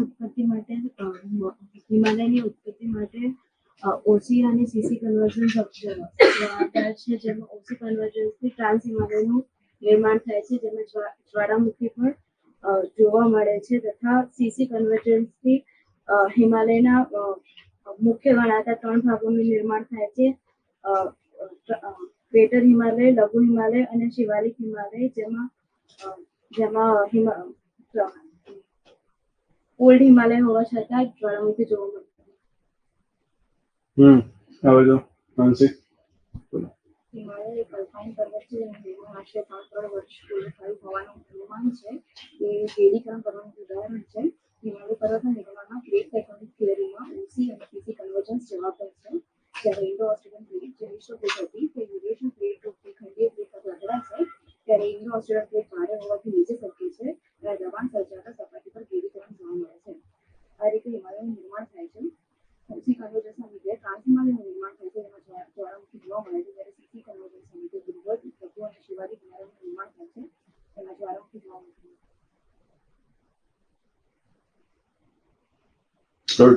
સરસ. હે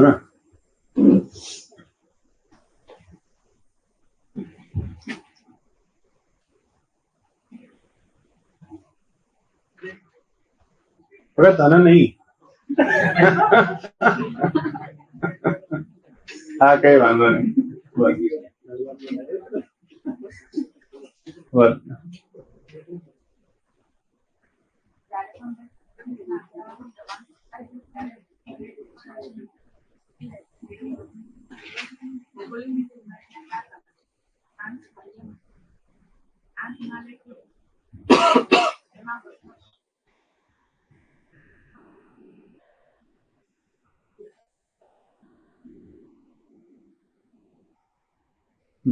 સરસ. ચલો સામેથી કોઈને બોલવું હોય એવું, મારી ઈચ્છા છે બોલવાની, એવું ખરું કોઈ?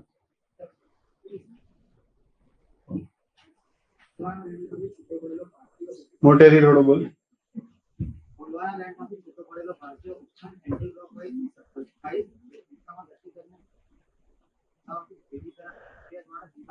આ કઈ આવ્યું? આ એન્ટી ક્લોકવાઇઝ કેવી રીતે આવ્યું? નાગાલેન્ડ વાળો હિમાલય છે, એની હાઈટ વધારે છે અને એ સાઈડ વધારે.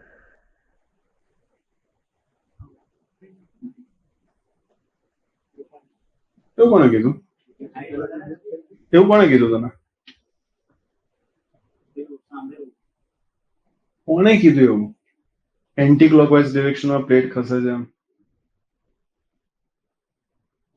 हमने तो कभी नहीं सुना है इसका, गलत सुना है ना? तो है ને? તો તારે મને એવું પૂછવું જોઈએ સર એવું કેમ નહીં, એમ તારે મને એવું પૂછવું જોઈએ, હે ને, કે હું જે સમજુ છું તો એ કેમ આવું છે, બરાબર ને? મને ખબર હોય કે તમે લોકો આવું તમે સાંભળતા આ બધી વસ્તુઓ, તો મને આવું પૂછવું જોઈએ, હે ને? તો પછી હવે તું એ જ એક્સેપ્ટ રાખ કે એન્ટી ક્લોકવાઇઝ ડિરેક્શનની અંદર વસ્તુ આગળ વધે છે, બરાબર ને? રાઈટ? ખરેખર એન્ટી ક્લોકવાઇઝ ડિરેક્શનમાં જતું નથી, એ એવી રીતે અથડાયા પછી મૂવ થાય છે, હે ને? એનો મતલબ કોઈ વ્યક્તિ ભોય પર પછડાય તો માથું પછડાયા પછી જો એ ભાગનો જો ભાર આ બાજુ હોય તો એ આમ પડશે, અને ભાર આ બાજુ હોય તો આમ પડશે. ખબર પડે છે વાત? હું અહીંયા આ રીતે અથડાયો, આમ અથડાયો, હવે મારો આ ભાગ આ રીતે છે, તો હવે હું આમ જ જઈશ ને. ખબર પડી વાત?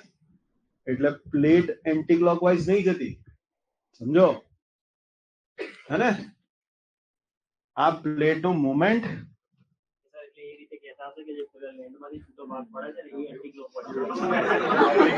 તું પાછો નવો પાછો એક્સપ્લેન કરવા માંડ્યો.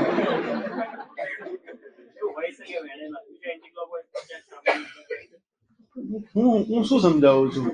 એ અથડાયા પછી ફરે છે એમ કહું છું. લ્યા, આખો કોન્ટિનેન્ટ આમ ફરી નહીં આવતો, સમજો વાત.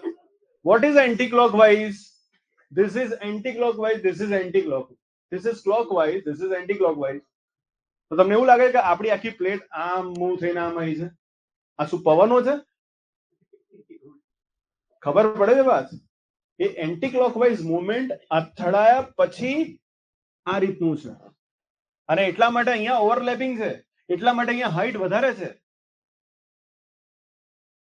ખબર પડી વાત?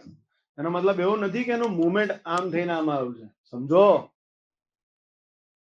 યુ કાન્ટ સે ધીસ કે એ આ રીતે આમ ફરીને આવે છે, એ અથડાયા પછી ફરે છે આમ. વોટ ઇઝ આ રીતની સિચ્યુએશન છે. હા, હવે બોલ આગળ. પછી શું લખ્યું છે?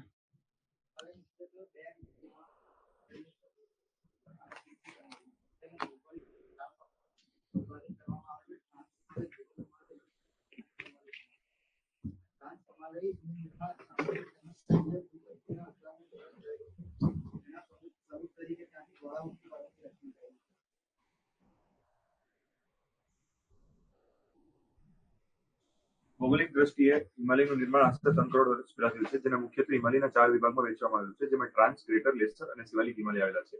જે ટ્રાન્સ હિમાલય છે, ત્યાં ટ્રાન્સ હિમાલય છે એ ઓસી કન્વર્જન્ટ એટલે કે ઓશિયાનિક કોન્ટિનેન્ટલ પ્લેટથી બનેલું છે, જેના ભાગરૂપે તેમાં વોલ્કેનો એટલે કે જ્વાળામુખીઓ જોવા મળે છે.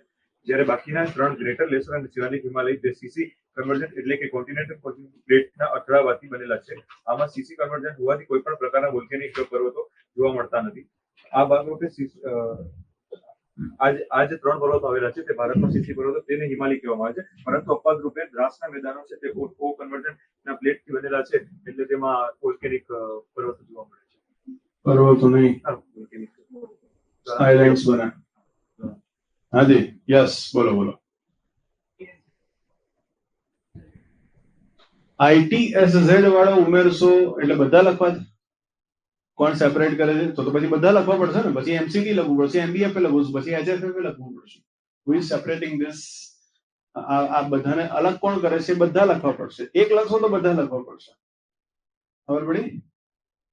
તો એટલા માટે સમજી વિચારીને મેન્શન કરવું પડે, બરાબર?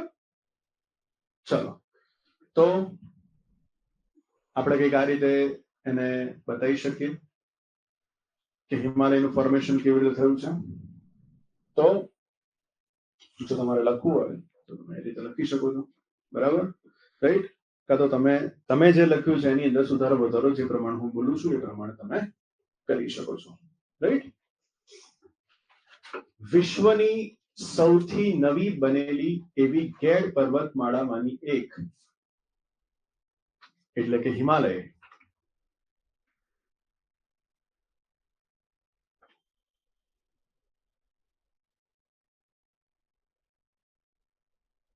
ઇન્ડો ઓસ્ટ્રેલિયન અને યુરેશિયન પ્લેટના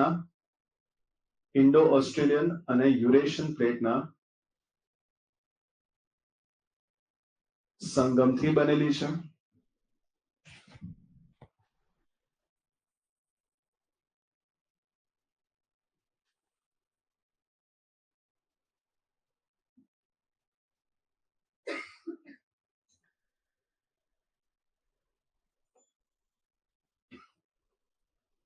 જેમાં બે પ્લેટના અથડાવાથી સર્વપ્રથમ થતા ઓસી કન્વર્જન્સના કારણે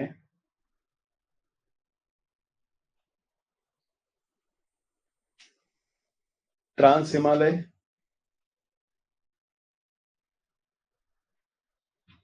ત્યાં જ ત્યારબાદ બંને પ્લેટના કોન્ટિનેન્ટલ ભાગ એકબીજા સાથે અથડાવાથી, ખંડીય ભાગ એકબીજા સાથે અથડાવાથી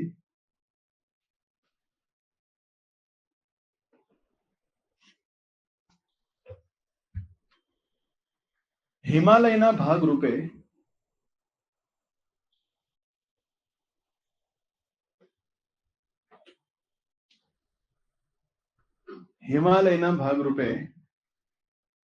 પ્રાપ્ત થવા વાળી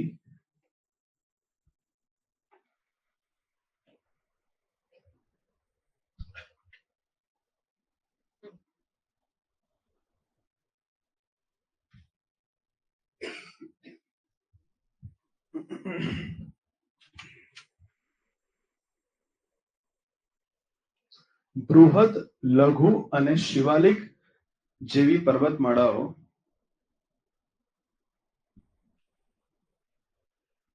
બૃહદ, લઘુ અને શિવાલિક જેવી પર્વતમાળાઓ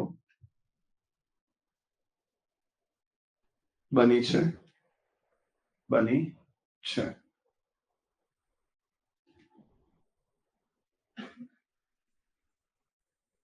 આમ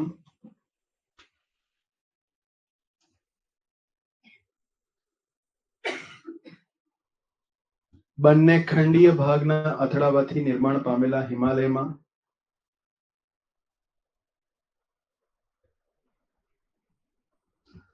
કોઈ પણ સ્થાન પર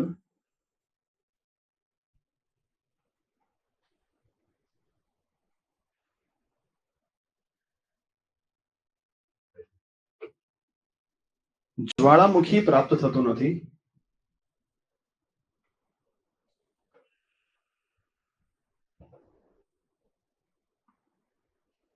જ્વાળામુખી પ્રાપ્ત થતો નથી. બરાબર,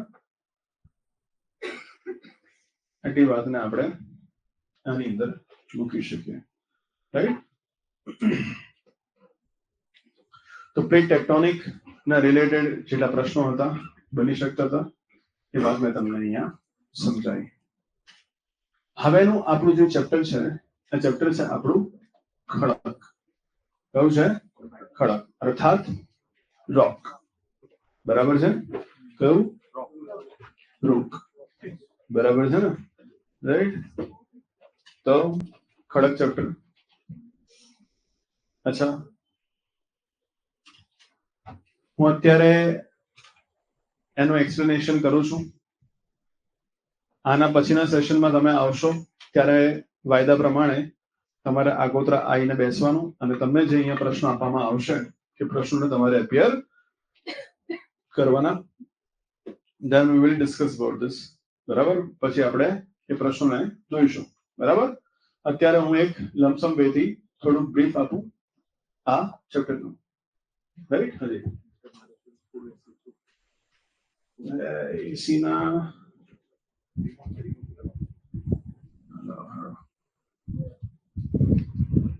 એટલે તને પહેલા જોઈને મને એવું થયું મેં તો ભાઈ કેવો પરસર થઈ ગયો, પરસર નીકળી ગયો હતો.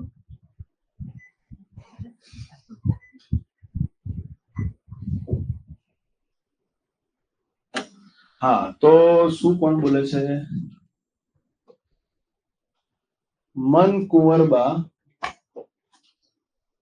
સર સીસી કન્વર્જન્સ થી ફોલ્ડ માઉન્ટેન બને છે તો એ સામુદ્રિક કિનારે કઈ રીતે હોઈ શકે?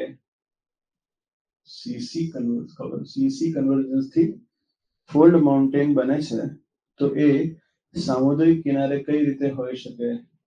મન કુંવરબા એકચ્યુઅલી એવું છે કે સમુદ્રનો કિનારા પર જમીનના ભાગમાં મળે છે ને. સપોઝ આ સાઉથ અમેરિકા છે અને આ સાઉથ અમેરિકાના આ રિજનની અંદર અહીંયા આ રીતે શું મળે છે? એન્ડીઝ પર્વતમાળા મળે છે, જેમાં અહીંયા એક પ્લેટ છે. આ પ્લેટનું નામ છે નાસ્કા પ્લેટ અને આ જે પ્લેટ છે એનું નામ છે સાઉથ અમેરિકન પ્લેટ. હવે આ જમીનનો ભાગ છે. હવે આવી આની હાથે અથડાય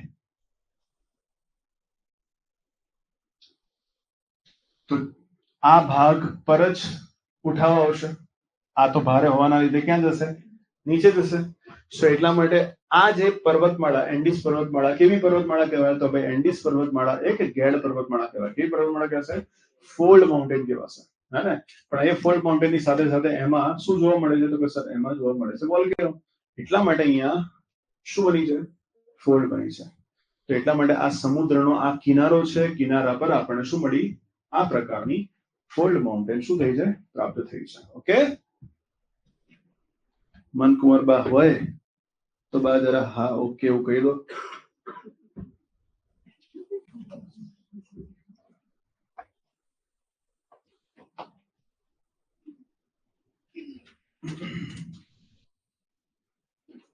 ચલો ત્યાં સુધી આપણે એમના હાનાની રાહ જોઈએ. એના કરતા એ લખી દેશે થોડી વારમાં. ત્યાં સુધી આપણે ખડક ચેપ્ટર પર આગળ વધીએ. તો કયું ચેપ્ટર છે? ખડક. ખડક બોલે તો રૂખ. તો ભાઈ ખડક માટે જો હજુ સુધી તમે ખડકને જે રીતે ચાલ્યા એ રીતે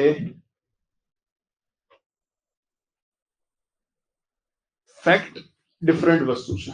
but when you have to explain any question તો એના માટે તમારું ઇનિશિયેટ કે તમે એને કેવી રીતે પ્રસ્તુત કરશો એ બહુ મહત્વનું છે ક્વેશ્ચનના. તો સર જ્યારે મારી સામે ખડક આવશે તો હું ખડકને કેવી રીતે એક્સપ્લેન કરીશ? રોક. તો સૌથી પહેલા સિમ્પલ, વોટ ઇઝ રોક? રોક શું છે? ખડક શું છે? તો ખડક એ પૃથ્વી સપાટી પર જે સૌથી આઉટર મોસ્ટ લેયર મળે છે, સૌથી બાહ્ય ભાગ મળે છે કે જે કેવો છે? તો સર એકદમ નક્કર ખડક પદાર્થોનો છે. આ નક્કર ખડક પદાર્થોને આપણે શું કહીએ છીએ? રોક કહીએ છીએ. અન્ય રીતે આપણે એવું કહીએ કે the outermost layer which is made up of one or more mineral is considered as a rock. પૃથ્વીનો સૌથી બાહ્ય ભાગ કે જે એક કે તેથી વધુ ખનિજોનો બનેલો છે એ નક્કર ભાગને ખડક તરીકે આપણે કન્સિડર કરીએ છીએ. આવા ખડકોમાં ગ્રેનાઇટ અને બેસાલ્ટ જેવા નક્કર ખડકો મળે છે. ત્યાં જ માટી અને ચોક જેવા છિદ્રાળુ પોચા ખડકો આપણને પ્રાપ્ત થાય છે. ત્યાં જ એક પ્રસિદ્ધ ભૂરચના શાસ્ત્રી ડેવિસ પ્રમાણે ખડકો પૃથ્વીની ઉંમર જાણવાના તેમજ પૃથ્વી વિશેની માહિતી પ્રાપ્ત કરવાના આધારભૂત સ્ત્રોત મનાય છે. આધારભૂત સ્ત્રોત મનાય છે.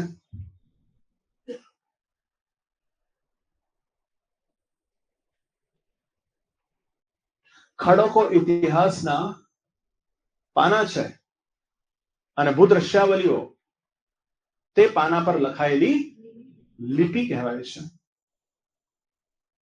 સમજમાં આવે છે?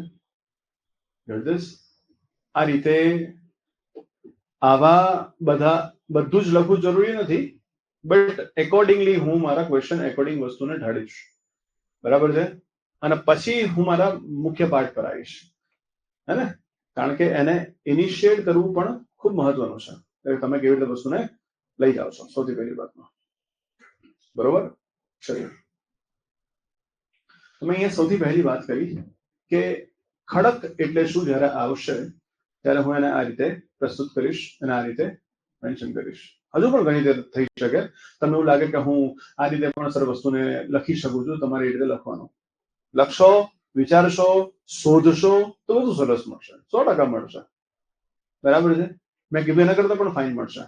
વાત અહીંયા એ જ આવે કે તમારે ફાઇન શોધવા માટે મહેનત ઓછી કરવાની, પણ પછી જ્યારે મળી જાય તેને યાદ રાખવા માટે મહેનત વધારે કરવાની. કારણ કે મને અહીંયા બતાવવાનું નથી, તમારે એક્ઝામમાં બતાવવાનું છે. Get this? તો એ વાત છે. એટલે મને અહીંના એક્કા નથી જોઈતા, એક્ઝામના એક્કા જોઈએ છે, કે જે ત્યાં ચાલે. ઘણી વખત એવું થાય કે અહીંયા બહુ સરસ છે, પણ એક્ઝામના પ્રેશરના અંતર્ગત એવી હાલત ખરાબ કરી નાખે. અને ત્યાં કેટલાક એવા હોય ત્યાં જોરદાર કામ કરે, નસીબ વાળા હોય કે દિવસે જ આમ ઘોડો જોરદાર, એ લોકો આમ કહેવાય ને આમ બોલે ને લાગે એવું હોય. આવા નસીબના બળિયાઓ ઘણા હોય, રાઈટ? જેને જોઈને તમે એવું લાગે કે આ ક્વોલિફાય થોડી કરશે. તો અને મેં થરોલી એપ્રોક્સિમેટલી આ 14 વર્ષના આ લાઈનના ઇતિહાસમાં આવા ઘણા બધા લોકો એવા જોયા છે કે જે તમને લાગતા ના હોય પણ મારા ક્વોલિફાય કરી જાય, હે ને? આવું છે. ચલો, તો ભાઈ કહેવાનો ભાવ અહીંયા કે તમારે બીજી પણ રીતે તમે એને એક્સપ્લેન કરી શકો. Now the classification of the rock. રોકને સર આપણે કેવી રીતે કેટલા ભાગની અંદર શું કરીએ છીએ? ક્લાસિફાઈડ કરીએ છીએ. બરાબર? તો ક્લાસિફિકેશન આપણા ખડકનું મૂળભૂત રીતે 3 ભાગમાં થાય છે. કયા મૂળભૂત 3 ભાગની અંદર? તો કે સર સૌથી પહેલા આપણને મળે છે કયા ખડકો? અગ્નિકૃત ખડકો, માને ઇગ્નિયસ રોક પહેલા. બીજા મળે છે આપણને સેડિમેન્ટરી રોક અર્થાત પ્રસ્તર ખડકો. અને ત્રીજા આપણને મળે છે મેટામોર્ફિક રોક, માને રૂપાંતરિત ખડકો. આવા 3 ભાગની અંદર વિભાજિત કરવામાં આવે છે. જે અગ્નિકૃત ખડક છે, ઇગ્નિયસ રોક છે, આ અગ્નિકૃત ખડક એને 2 પર્ટિક્યુલર ભાગની અંદર આપણે ડિવાઈડ કરીએ છીએ. It is divided in 2 part. એક બાહ્ય અગ્નિકૃત ખડક અને બીજું આંતરિક અગ્નિકૃત ખડક. એક્સટ્રુસિવ ઇગ્નિયસ રોક અને ઇન્ટ્રુસિવ ઇગ્નિયસ રોક. આંતરિક અગ્નિકૃત ખડક ફરી પાછા 2 પ્રકારના છે. એક મધ્યસ્થ આંતરિક અગ્નિકૃત ખડક અને બીજા પાતાળીય ખડક. ખબર પડે છે? એક કયા છે? મધ્યસ્થ આંતરિક અગ્નિકૃત ખડક અને બીજા પાતાળીય આંતરિક અગ્નિકૃત ખડક. અને બાહ્ય અગ્નિકૃત ખડક 2 પ્રકારના છે. એક વિસ્ફોટક પ્રકારના અને બીજા શાંત પ્રકારના અગ્નિકૃત ખડક. એક કરે છે ઇરપ્ટ થાય છે વાયલેન્ટલી, બ્લાસ્ટ થાય છે વાયલેન્ટલી. અને બીજા જે કહેવાય છે સેકન્ડ ટાઈપના કહેવાય છે, એને આપણે શું કહીએ છીએ? તો કે સર ક્વાઇટ હશે, એકદમ શાંત પ્રકારના અગ્નિકૃત ખડક હશે. તો એક વિસ્ફોટક પ્રકારના છે અને એક કેવા છે? શાંત પ્રકારના છે. તેના સિવાય ત્રીજા જે ખડકો આયા, સેકન્ડ નંબરના જે રોક આયા એ છે સેડિમેન્ટરી રોક. સેડિમેન્ટરી રોકના કેટલા ટાઈપ છે? તો કે સર 4 ટાઈપ છે. 1 2 3 3 ટાઈપ છે. બરાબર છે ને? આ 3 ટાઈપની અંદર સૌથી પહેલો ટાઈપ કયો છે? ખડક પદાર્થ નિર્મિત અવસાદી ખડક, પ્લાસ્ટિક સેડિમેન્ટરી રોક. બીજું રાસાયણિક પદાર્થ નિર્મિત અવસાદી ખડક, કેમિકલ સેડિમેન્ટરી રોક. અને ત્રીજું જૈવિક પદાર્થ નિર્મિત અવસાદી ખડક. આવા 3 મુખ્ય ભાગની અંદર આપણે ડિવાઈડ કરીએ છીએ. કોને ડિવાઈડ કરીએ છીએ? પ્રસ્તર ખડક માને અવસાદી ખડકને આપણે ડિવાઈડ કરીએ છીએ. અને ત્યાં જ મેટામોર્ફિક રોક બોલે તો રૂપાંતરિત ખડકને આપણે કેટલા ભાગમાં ડિવાઈડ કરીશું? 2 ભાગમાં. એક સંપર્ક વિકૃતિકરણ માને કોન્ટેક્ટ મેટામોર્ફિઝમ અને બીજાને આપણે કહીએ છીએ પ્રાદેશિક વિકૃતિકરણ અર્થાત રિજનલ મેટામોર્ફિઝમ, રાઈટ? એક કોન્ટેક્ટ મેટામોર્ફિઝમ અને બીજું રિજનલ મેટામોર્ફિઝમ. ખડકમાંથી તમને સવાલ આવી ગયો છે જીપીએસસી કોને પૂછ્યો છે, સમજ્યા? એટલે ધ્યાન રાખ્યો, બરાબર છે, રાઈટ? આ જગ્યા પરથી પ્રશ્નો આવી ગયા છે. તો આવા 3 મુખ્ય ભાગની અંદર એનું શું થયું છે? ક્લાસિફિકેશન થયું છે. હવે તમને આ કોઈ પણ એક ભાગ ક્લાસિફિકેશન ની અંદર પૂછી શકે. કેમ એક ભાગ કહું છું? કારણ કે આખો પ્રશ્ન 600 વર્ડનો છે. બધા જ ખડકોને એક સાથે ડિફાઇન કરો તો એ 600 વર્ડનો છે. ડિવાઈડ કરો 3 ની અંદર તો કેટલા થઈ ગયા? 200 એવરેજ વર્ડ્સ થઈ ગયા. સમજમાં આવે છે? તો કોઈ પણ એકનું ક્લાસિફિકેશન પૂછી શકે, રાઈટ? કે તમને બ્રીફલી એવું કે તમે ખડકોને ક્લાસિફાઈડ કરી આ કોઈ પણ ખડક વિશે તમે જાણકારી આપો. જેમ કે તમને પૂછવામાં આવે અગ્નિકૃત ખડક વિશે કહો, જેમ કે તમને એવું કહેવામાં આવે અવસાદી ખડક વિશે કહો, જેમ કે તમને એવું કહેવામાં આવે રૂપાંતરિત ખડક વિશે તમે જણાવો. હવે કોઈ પણ ખડક વિશે તમને પૂછવામાં આવે, બરાબર હે ને? તો એક આ ઇમ્પોર્ટન્ટ પોઈન્ટ છે આનો.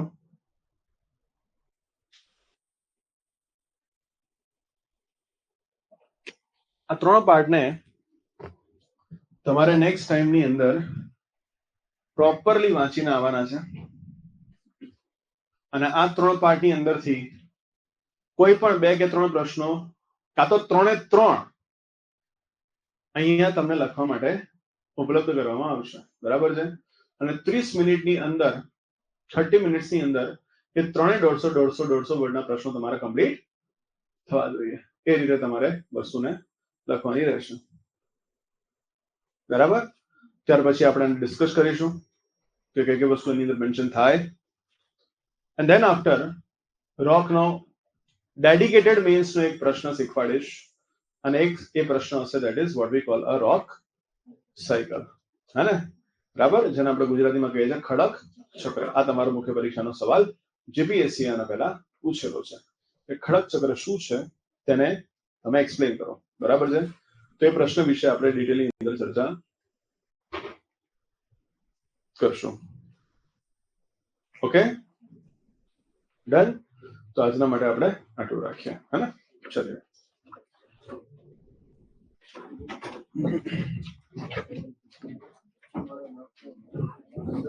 અચ્છા, સાંભળો.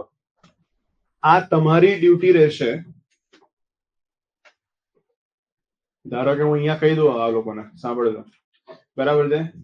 પછી તમે વહેલા આવો, મોડા આવો, ઇટ્સ યોર ડ્યુટી કે તમારે જેટલા પણ પ્રશ્નો અહીંયા આપવામાં આવ્યા છે એ પ્રશ્નો તમારે કોઈ પણ રીતે વસ્તુને કમ્પ્લીટ કરવાની. તમે નહીં માનો, આની સાથે તમારું પીટી પણ સાથે થઈ જશે, ગેરંટી આપું છું. કારણ કે મારા વિષયની અંદર ફેક્ટ વગર આગળ વધાય એમ છે જ નહીં. એટલે આનો સૌથી મોટો તમને બેનિફિટ મળવાનો છે આની તૈયારી કરવાનો. જેને હમણાં જ કમ્પ્લીટ કર્યું છે એને સૌથી મોટો બેનિફિટ મળશે કે એ આખા પીટી ને રિવાઇઝ કરી લેશે. ખબર પડી ગઈ કે આનો સૌથી મોટો બેનિફિટ છે તમારા માટે, બરાબર? તો ટેક ઇટ પોઝિટિવલી, એને આખી અલગ રીતે જુઓ, બરાબર? અને તમારા માટે બેનિફિટ રહેશે, રાઈટ? ચલો.